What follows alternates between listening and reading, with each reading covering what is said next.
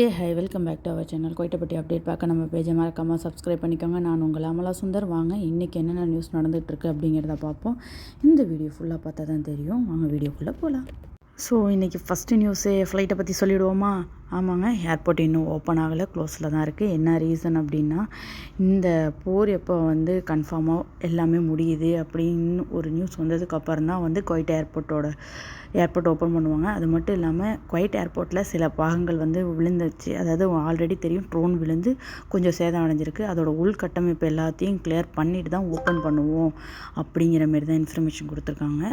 So இப்போ போகணும், எமர்ஜென்சியாக போகணும் அப்படிங்கிறவங்க மட்டும் தமாம் யூஸ் பண்ணிக்கோங்க அப்படிங்கிறத மினிஸ்ட்ரிலேருந்து இன்ஃபார்ம் கொடுத்துருக்காங்க. எப்படி இருந்தாலும் இன்னும் ஒரு 1 மந்த்துக்குள்ளே ஓப்பன் ஆகிடும் அப்படின்னு எனக்கு தோணுது. ஆனால் இது கன்ஃபர்மேஷன் என்னங்கிறது தெரியலை. பார்ப்போம், நல்லதே நடக்கட்டும்.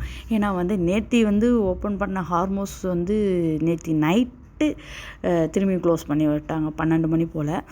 இப்போ திரும்பி ஓப்பன் பண்ணியிருக்காங்க. இதில் என்ன பிரச்சனைனா, ஈரானை தவிர மற்ற எல்லா நாட்டவர்களும் வரலாம் அப்படின்னு சொல்லிட்டு அமெரிக்கா சொல்கிறாங்க. இப்போ ஈரான் என்ன சொல்கிறாங்க, ஹார்மோஸ் எங்களோடது, நாங்களே வரக்கூடாது அப்படின்னா நீங்கள் என்ன பண்ணுறது அப்படின்னு சொல்லிட்டு இந்திய கப்பல் 2 கப்பல் மேலே காமனாக ட்ரோன் போட்டதில் இந்திய கப்பல் 2 கப்பல் மேலே தாக்குதல் நடந்திருக்கு.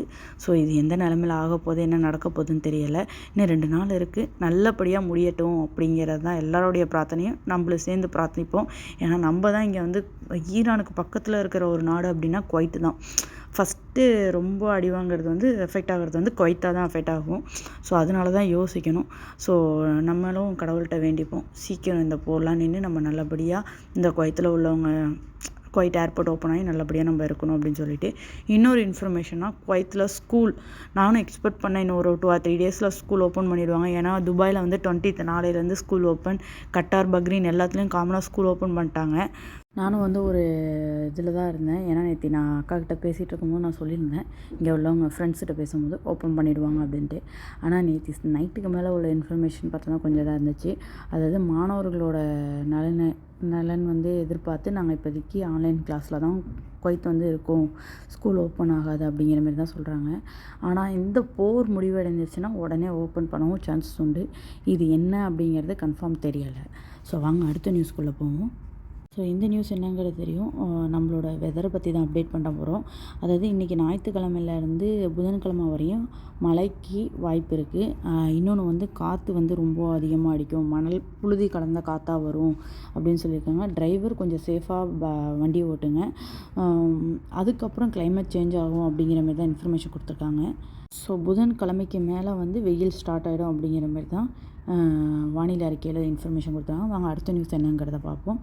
ஸோ இந்த நியூஸ் என்ன அப்படின்னா, அதாவது மினிஸ்ட்ரியிலேருந்து என்ன நியூஸ் வந்திருக்கு அப்படின்னா, தடை செய்யப்பட்ட சில டிபார்ட்மெண்ட் இருக்கும்ல, அங்கே வேலை செய்ய முடியல அப்படின்னா அவங்களோட ஓனர்கிட்ட சொல்லிவிட்டு நாங்கள் இதுலேருந்து இங்கே மாறிக்கலாம் அப்படின்னு சொல்லிட்டு இன்ஃபர்மேஷன் கொடுத்து நீங்கள் சேஞ்ச் பண்ணிக்கலாம் அப்படிங்கிற மாதிரி தான் நியூஸ் சொல்லியிருக்காங்க. இது இந்த சலுகை மே 1லேருந்து ஜூன் 30 வரை மட்டும்தான் இன்ஃபர்மேஷன் கொடுக்கலாம்.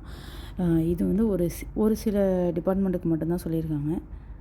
இது எந்தெந்த இதுனா, அதாவது விவசாயம், கால்நடை, அடுத்து மீன் வளத்துறை, இந்த இதுக்கு மட்டும்தான்.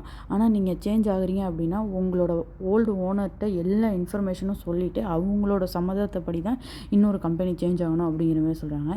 இந்தமாரி அப்டேட் பார்க்க நம்ம பேஜை மறக்காமல் சப்ஸ்கிரைப் பண்ணிக்கோங்க. இருங்க இன்றைக்கி எக்ஸ்சேஞ்ச் வேல்யூ பார்த்துடலாம்.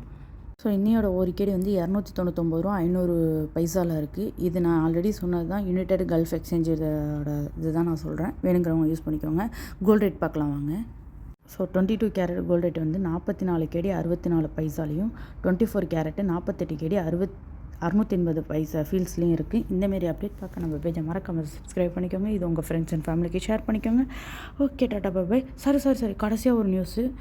நீங்கள் இப்போ அல்ஜசீராவில் போகிறீங்க அப்படின்னா, அதாவது சவுதி வழியாக போகிறீங்கன்னா ஆன்லைன்லேயே செக்இன் பண்ணணும் அப்படின்னு சொல்லிட்டு ஒரு இன்ஃபர்மேஷன் கொடுத்துருக்காங்க. இது எப்படிங்கிறத நெக்ஸ்ட் வீடியோவில் பார்க்கலாம். Okay, tata bye bye.